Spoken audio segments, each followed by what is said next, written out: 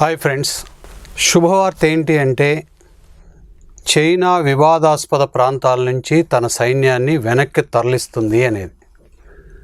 So ముఖ్యంగా patrolling point 14, 15, 17లలో ఏవైతే శిబిరాలను వేసిందో వాటన్నిటినీ తరలించినట్లుగా వార్తలు వస్తున్నాయి. అయితే ఆ ప్రాంతం నుంచి ఎంత దూరం వెనక్కి వెళ్ళారు అనేది ఇప్పటికీ ఇంకా క్లారిటీ రావాల్సి ఉంది. సరే, దీని వెనకాల ఉన్నటువంటి అంశాలను మనం విశ్లేషణ చేస్తే మన జాతీయ భద్రతా సలహాదారులు అజిత్ ధోబాల్ చేసినటువంటి చర్చలు కావచ్చు, అంతకుముందు ప్రధాని చేసినటువంటి హెచ్చరికలు కావచ్చు, మొత్తం మీద చైనాని ఆలోచింపజేసింది అంటారు. అయితే ఇక్కడ కీలకమైన పాయింట్ ఏంటంటే, మొన్న ఏదైతే ఘర్షణ జరిగిన ప్రాంతం పాంకాంగ్ ఉందో ఆ పాంకాంగ్ నుంచి ఇంతవరకు ఎంత మేర చైనా ఉపసంహరణ జరిగింది అనేది ఇంకా స్పష్టత రాలేదు. ఈ పాయింట్ కూడా దృష్టిలో పెట్టుకోండి. సరే, అసలు ఎందుకు చైనా వెనక్కి వెళ్ళింది, దానికి కారణాలు ఏంటి? అయితే ఇదే సందర్భంలో ఒకటి ఆలోచించాల్సింది, భారతదేశానికి అటు అమెరికా, బ్రిటన్, ఫ్రాన్స్, జపాన్ అనేక మధ్యాసియా దేశాలు కూడా మద్దతు ప్రకటించాయి. సరే, మధ్యాసియా దేశాలు లాంటి కొన్ని దేశాలను పక్కన పెట్టేస్తే ప్రపంచ రాజకీయాల మీద పెత్తనం చెలాయిస్తున్న అమెరికా, బ్రిటన్, ఫ్రాన్స్లు ఎందుకు భారతదేశం వైపు మొగ్గు చూపుతున్నాయి? అలాగే రష్యా యొక్క పాత్ర ఏంటి? ఇవి నిజంగా భారతదేశాన్ని కాపాడే ఉద్దేశమేనా, లేక వాటి యొక్క స్వార్థ రాజకీయాలు ఏమైనా ఉన్నాయా అంతర్జాతీయ యవనిక పైన అనే విషయాలను మనం ఈరోజు చర్చిద్దాం. సరే, ముందుగా కొంతమంది నిపుణుల ప్రకారం చైనా వెనకడుగు వేయటానికి కారణాలు అనేకం ఉన్నాయి. అందులో ఒకటి జియోగ్రఫికల్ ఇష్యూస్ ఉన్నాయి. ఏమిటి అంటే, ఇటీవల కాలంలో ఆక్సాయ్ చిన్ ప్రాంతం ఏదైతే భారతదేశం నుండి ఒకప్పుడు చైనా ఆక్రమించిందో ఆ ఆక్సాయ్ చిన్ ప్రాంతంలో తీవ్రంగా మంచు కరుగుతుంది. దానివలన గాల్వాన్ ప్రాంతంలో నీటి మట్టం గత 3 రోజుల్లో అనూహ్యంగా పెరిగింది. కాబట్టి ఆ ప్రాంతంలో ఉంటే జన నష్టం అంటే సైనిక నష్టం జరిగే అవకాశం ఉంది అనే ఒక భౌగోళిక పరమైన అంశం కూడా కారణము అనే వార్తలు వస్తున్నాయి. సో అది ఒకటి మైండ్లో పెట్టుకోండి. ఇక ఆ తర్వాత చైనా వెనకడుగు వేయటానికి కారణం ఏంటి? ఎప్పట్లానే మనం చెప్పుకోవచ్చు, భారత ప్రధాని మోడీ యొక్క దృఢ మనస్తత్వం అని చెప్పవచ్చు. సో ఒక హెచ్చరిక కావచ్చు, ఆయన యొక్క వ్యూహం కావచ్చు, మొత్తం మీద చైనా ఒక అడుగు వెనక్కేయటాల్లో కారణాల్లో ఒకటి. అదే కారణమని మనం అంగీకరించలేం. వాటన్నిటిని మించి ఇటీవల కాలంలో అమెరికా ప్రస్తుత అధ్యక్షుడు ట్రంప్, అలాగే కాగోరుతున్నటువంటి డెమోక్రటిక్ పార్టీ యొక్క బిడెన్ ఇద్దరు కూడా భారతదేశానికి మద్దతు ప్రకటించారు. అమెరికా ఎలక్షన్లు రేపు నవంబర్లో జరగనున్నాయి అధ్యక్ష పదవికి. అమెరికాలో పెద్ద ఎత్తున ప్రభావం చూపగలిగిన భారతీయ ఓటర్లు ఉన్నారు. ఈ ఓట్లని రాబట్టుకునే క్రమంలో అనేక సందర్భాలలో ట్రంప్ పొగుడుతూనే ఉంటారు. అదే సందర్భంలో తన స్వదేశంలో ఉన్నటువంటి లోకల్ వైట్స్ ఎవరైతే ఉన్నారో దాదాపు 62% మంది వాళ్ళ ఓట్లు పొందేందుకు H1B వీసా లాంటి ఆంక్షలు పెడుతూనే ఉంటారు. మొదటి నుంచి రిపబ్లిక్ పార్టీ అవునన్నా కాదన్నా కొంత భారత వ్యతిరేకతను కలిగి ఉంది. ఆ జాతికి చెందినవాడే ఈ ట్రంప్. మొదటి నుంచి డెమోక్రాట్స్ భారతీయులకి అనుకూలత కలిగి ఉన్నారు. ఆ కోణానికి చెందినవాడే బిడెన్. ఇప్పుడు ఈ విషయం ఎందుకు ప్రస్తావన అంటే, ఇటీవల కాలంలో చైనా చేసిన దురాక్రమణ దృష్టిలో పెట్టుకుని ఒక స్థానిక ఎన్నికల నేపథ్యంలో అమెరికా బలంగా సపోర్ట్ చేస్తుంది అనేది భారతదేశానికి కాదనలేని విషయం. ఆ పరంపరలోనే గతంలో మోదీని తీసుకుని పెద్ద ఎత్తున ప్రదర్శన కూడా చేయటం జరిగింది ట్రంప్. అదేవిధంగా భారతదేశం పట్ల అప్పుడప్పుడు అనుకూల మెసేజ్లు ఇస్తూ ఉంటారు ట్రంప్. అందులో ఒకటి, ఆ మధ్యకాలంలో కరోనా వ్యాధిగ్రస్తుల నుంచి రక్షణకు కావలసినటువంటి వైద్య పరికరాలని సమకూరుస్తాను భారతదేశానికని ప్రకటన చేయటం జరిగింది, వెంటిలేటర్స్ లాంటివి. ఓకే, అలాంటివి ఎన్నో జరుగుతూ ఉన్నాయి. ఆకర్షించే ప్రయత్నం జరుగుతుంది ట్రంప్ సైడ్ నుంచి. ట్రంప్ అదే సందర్భంలో డెమోక్రాట్లు సహజమైన గుణంతో పాటు చైనాతో ఏర్పడిన ఉద్రిక్తతని ఆస్వాదించేందుకు అనొచ్చు, లేదా దాన్ని వినియోగించుకునేందుకు అనొచ్చు, వాళ్ళు కూడా భారతదేశం వైపు మొగ్గు చూపారు. ఇది వాళ్ళిద్దరు స్టాండ్. అయితే వీటితో పాటు ఇంకా ముఖ్యంగా గమనించాల్సింది, ఎందుకు రష్యా భారతదేశం వైపు ఉంది అంటే, రష్యా స్వతహాగా 1970s నుంచి భారతదేశం వైపే ఉంది, 1971లో కుదుర్చుకున్న ఆ ఒప్పందం ప్రకారం. అయితే గత 10-15 సంవత్సరాలుగా రష్యా ఆర్థిక వ్యవస్థ దెబ్బతింటాం మరియు ఇతర అనేక కారణాల వల్ల రష్యా కొంత స్తబ్దతగా ఉంది. అది పాకిస్తాన్ విషయంలో కావచ్చు, లేకపోతే ఇతరత్రా విషయాల్లో కూడా కావచ్చు. ఆ నేపథ్యంలోనే మొన్న 4 రోజుల నాడు భారతదేశం ఒక నిర్ణయం తీసుకుంది.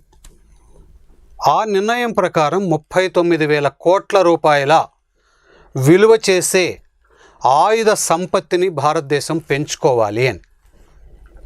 సో వెరీ గుడ్ ఫిగర్, 39,000 కోట్లు. ఈ 39,000 కోట్లలో స్థానికంగా కొంత వినియోగించిన ఆయుధాల అభివృద్ధికి, ప్రధానంగా భారతదేశం రష్యా నుంచి S-400 దూర క్షిపణిని కొనుగోలు చేసేందుకు చాలా సంవత్సరాలుగా ప్రయత్నం చేస్తూనే ఉంది. దానికి ఒప్పందాలు కూడా జరిగాయి. అయితే అమెరికా తన సొంత చట్టమైనటువంటి కాట్సా చట్టం ద్వారా ఆంక్షలు విధించే ప్రమాదం భారతదేశానికి ఉండటంతో భారతదేశం కొంత అప్పుడప్పుడు వెనకడుగు వేస్తూ ఆ కొనుగోలు చెయ్యాలా వద్దా అని ఆలోచన చేస్తూ ఉంది. అదే సందర్భంలో అమెరికా ఈ S-400 క్షిపణులకు బదులుగా పేట్రియాటిక్ క్షిపణులు సరఫరా చేసేందుకు ముందుకు వచ్చింది. ఇప్పుడు అమెరికా రష్యాలు ఈ విధంగా భారతదేశానికి క్షిపణిని సరఫరా చేసే ప్రయత్నంలో ఎవరి ఈక్వేషన్స్ వాళ్ళకున్నాయి. అయితే భారతదేశం దీర్ఘకాలిక ప్రయోజనాల దృష్ట్యా కానీ, S-400 క్షిపణిలో ఉన్నటువంటి సౌకర్యాల రీత్యా కానీ వాటిని కొనుగోలు చేయాలని ఒక నిర్ణయానికి వచ్చింది. అలాగే MiG-29 యుద్ధ విమానాలను కూడా రష్యా నుండి కొనుగోలు చేయాలి. ఈ విధంగా రష్యా ఇప్పుడు జరుగుతున్నటువంటి పరిణామాల నేపథ్యంలో ఆయుధాల పరంగా బెనిఫిట్ పొందే అవకాశం ఉంది. అలాగే అమెరికా కూడా చూస్తుంది. అలాగే ఫ్రాన్స్ కూడా అనేక రకాలైన యుద్ధ పరికరాలను సరఫరా చేసేందుకు సిద్ధంగా ఉంది. అలాగే బ్రిటన్, జనరల్గా అమెరికా, ఫ్రాన్స్, బ్రిటన్ ఒకే స్టాండ్లో వెళ్తాయి అంతర్జాతీయ పరిణామాల దృష్టిలో పెట్టుకుంటే. అంటే ఇక్కడ ఏమవుతుంది, ఇప్పటికిప్పుడు చైనా కొనుగోళ్ళు, ఆయుధ కొనుగోళ్ళు ఇమీడియట్గా ఈ దేశాల నుంచి ఉండవు, భారతదేశం నుంచి ఉంటాయి. అది ఒకటి వాళ్ళు ఒక పాజిటివ్ సైన్గా భావిస్తున్నారు. అంటే కేవలం తమ యుద్ధ పరికరాలు, యుద్ధ సామాగ్రిని అమ్ముకునేందుకే భారతదేశానికి మద్దతు ఇస్తున్నారంటే అది ఒకటే కాదు, అది ఇమీడియట్ ఆకర్షణ ఆ దేశాలకు. మరి ఇంకేమున్నాయి, ఎంత లేదన్నా అమెరికా కూడా చైనా అంటే భయం ఉంది. చైనా తలుచుకుంటే వాషింగ్టన్ డీసీని 8 నిమిషాల్లో తన క్షిపణుల ద్వారా కూలగొట్టగలదు. అంటే 8 నిమిషాల వ్యవధిలో అవసరమైతే బీజింగ్ వాషింగ్టన్ను కొట్టగలదు, అంత బలమైన క్షిపణి వ్యవస్థ ఉంది. అదేవిధంగా చైనాలో ఉన్నటువంటి నియంత్రిత ఆర్థిక వ్యవస్థ వలన కూడా ఆ దేశం అనేక రకాల కారణాల వల్ల అభివృద్ధి చెందింది, ఆర్థికంగా బలోపేతమైంది. ఒక పక్క యూరోపియన్ యూనియన్ దెబ్బతినటంతో అటు యునైటెడ్ కింగ్డమ్ దెబ్బతింది, ఫ్రాన్స్, జర్మనీలు దెబ్బతిన్నాయి. అలాగే ఆర్థిక మాంద్యం వల్ల అమెరికా పరిస్థితి అగమ్యగోచరంగా ఉంది. ఇటువంటి క్రమంలో కూడా నేను ఎప్పుడు చెప్తూ ఉంటాను, 2 ఆసియా దిగ్గజాలు భారత్, చైనాలు మాత్రం ఆర్థికంగా ముందుకెళ్తూ ఉన్నాయి. అయితే ఈ రెండిట్లో కూడా చైనా నియంతృత్వ ఆర్థిక వ్యవస్థ వల్ల బాగా ముందుకెళ్ళింది, మనం దృష్టిలో పెట్టుకోవాల్సింది. అంటే ఆయుధాల పరంగా బలంగా ఉంది, రాజ్య నియంత్రణ వ్యవస్థ బలంగా ఉంది, దాంతోపాటు ఆర్థిక వ్యవస్థ కూడా బలంగా ఉంది చైనాలో. కంపారిటివ్లీ ఇవాళ ఉన్న ఏ దేశంతో పోల్చినా ప్రపంచంలో కొన్ని నిజాలను అంగీకరించి తీరాలి. ఏంటంటే మనకు చైనా అనేది ఒక దుష్ట దేశం కాదని నేను చెప్పట్లేదు, కానీ చైనా బలం చైనాదే. అందుకే చైనాని నియంత్రించటం అత్యంత అవసరంగా భావిస్తుంది అమెరికా విదేశాంగ విధానం. పర్టిక్యులర్గా ఆసియా దేశాల్లో దాని విస్తరణ భయం గొలుపుతుంది. ఉదాహరణకి దక్షిణ చైనా సముద్రం మీద అది బిగించిన పట్టు. దానికి చెక్ పెట్టేందుకు అమెరికా, భారతదేశం, ఆస్ట్రేలియా, జపాన్లతో కలిసి క్వాడ్ ఒప్పందాన్ని కుదుర్చుకుంది. అయినా సరే చైనా విస్తరిస్తుంది. అలాగే జపాన్కి చైనాకి మధ్య సెంకోనా దీవుల వివాదం ఉంది. అలాగే వియత్నాం, ఫిలిప్పైన్స్ లాంటి చిన్న చిన్న దేశాల యొక్క సరిహద్దుల్లో వాళ్ళకి చెందినటువంటి భూభాగాల విషయంలో కూడా చైనా తరచూ కీచులాట్లు పేస్తుంది. అలాగే ఇంతకుముందు కూడా మనం చెప్పుకున్నాం, తన యొక్క రహదారుల విస్తరణ ప్రోగ్రాం కింద పాకిస్తాన్ దగ్గర కొంత భూభాగాన్ని ఆల్రెడీ స్పెషల్ ఎకనామిక్ జోన్గా తీసుకుంది.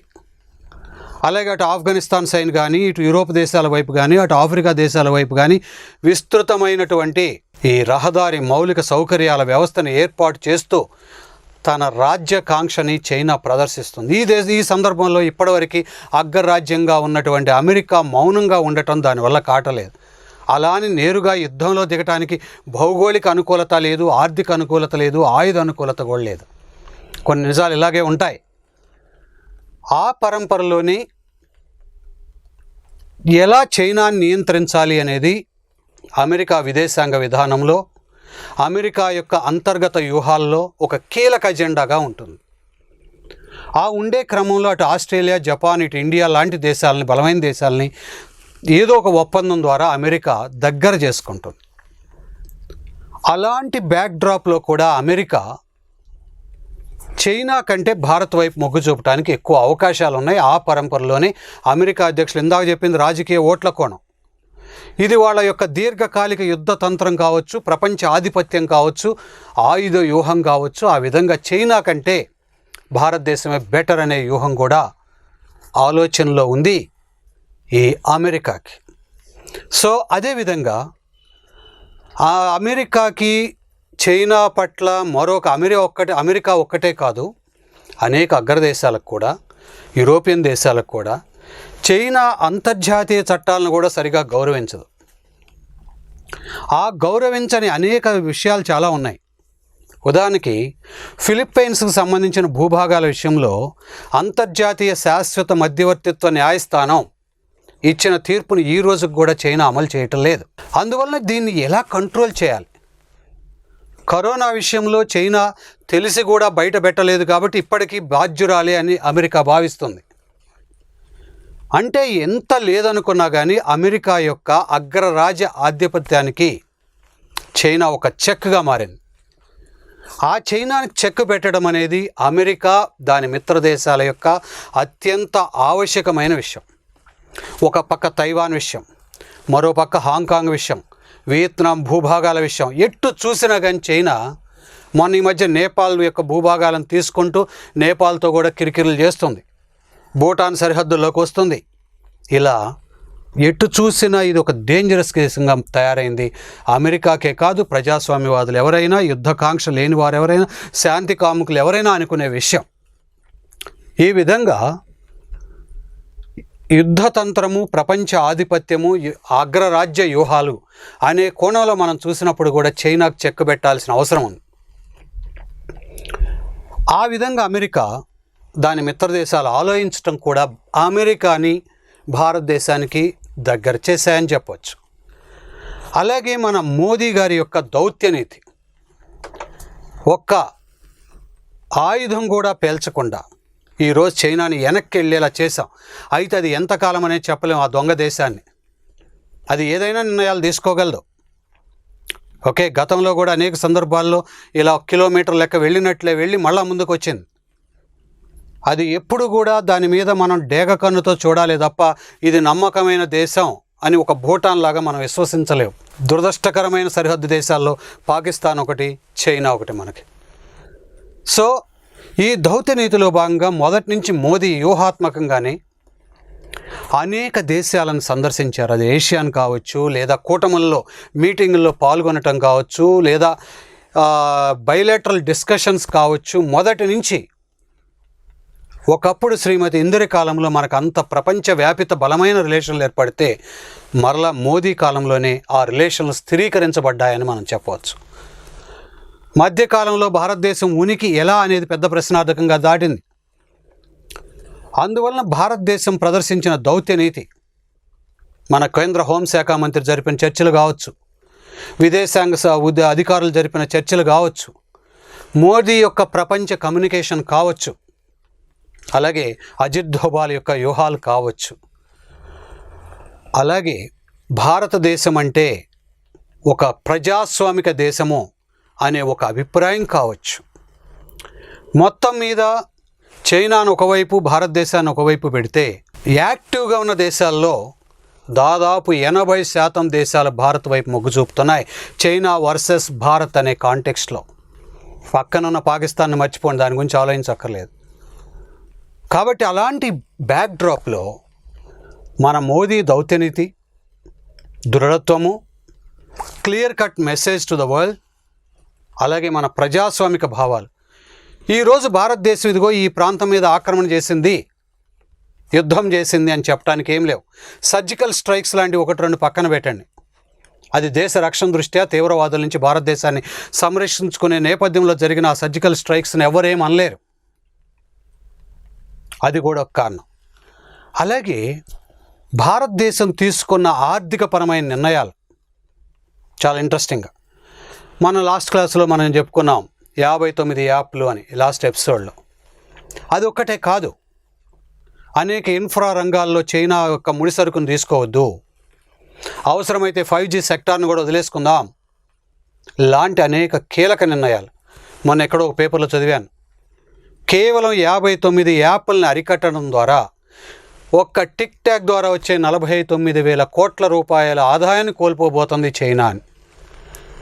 దాంతో ఇంటర్నల్గా రాజ్య ఆధారితమైన పారిశ్రామిక ఉత్పత్తి కేంద్రాలు డిలేమాలో పడ్డాయి.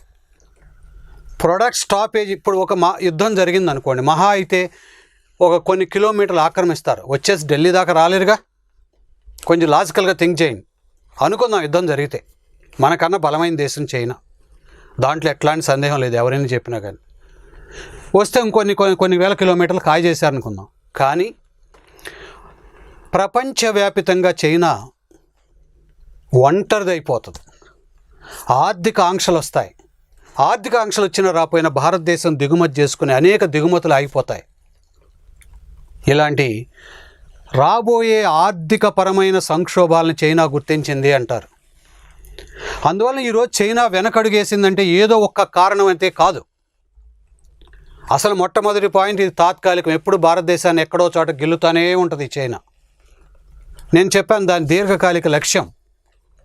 భారతదేశం ఒక అశాంతి దేశంగా ప్రపంచ దేశాలకు ప్రొజెక్షన్ ఇస్తేనే తన దేశం నుంచి మరలిపోయే పెట్టుబడులు భారతదేశానికి చేరకుండా ఉంటాయి. ఎందుకంటే భారతదేశం ఒక సెంట్రల్, మనకి మంచి ఏషియాలో ఒక కేంద్ర ప్రాంతం, 137 కోట్ల ప్రజలున్న వినియోగదారులు, ఇలా ఎన్నో సానుకూల అంశాలని చైనా నాయకత్వం పిచ్చిదైతే తప్ప వదులుకోలేదు. అయితే అదే సమయంలో మరలా ఎందుకు ఈ యుద్ధము, ఘర్షణలు?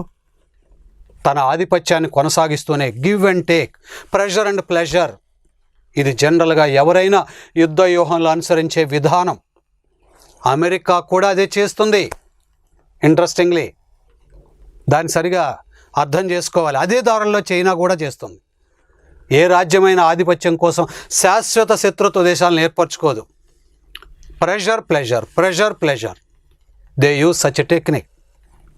కాబట్టి ఇటు ఆర్థికపరమైన కంట్రోల్ పోకూడదు, ఆర్థికపరమైన కనెక్టివిటీ పోకూడదు అనుకుంటుంది చైనా భారతదేశంతో. అదే సందర్భంలో